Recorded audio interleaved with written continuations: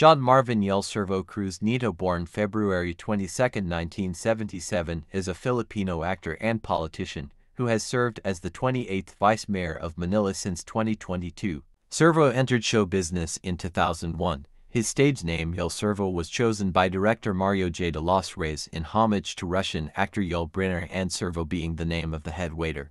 Outside acting and politics, Servo is an avid skateboarding fan and rides the skateboard. Servo is good friends with fellow actor Piolo Pascual, who is also the godfather to 4 of Servo's children. Okay lang po ba kayo dyan? Sige po, pahinga na po kayo.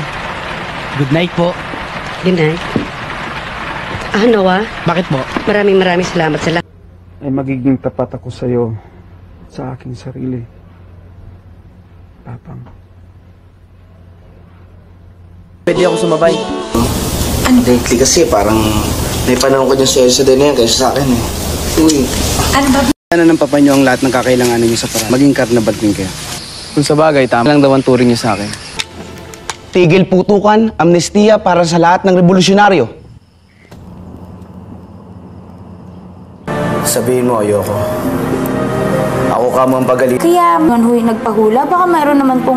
Mahal kayo ng milyonaryo nagkampun sa inyo. Dahil kung hindi sila magbabayad para sa inyo, wala na kayong... Ay, ano yan? Ano yan? Ay!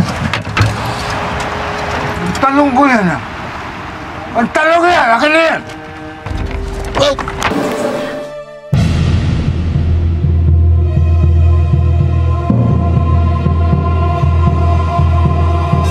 Ay, yung batang yun. Sa kakbang mo lang, totodasin kita. Kahit ayaw kang pumatay. Ba dapat kong kawaan kapag napatay ko tong inayupak na to? Baka naman mahal mo pa rin yung inayupak na yan.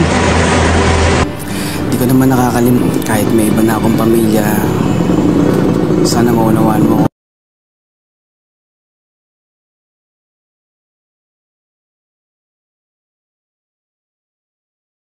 Salamat ka, utu-utu yung tiyahin mo. Kaya nagkalupa. I should fuck her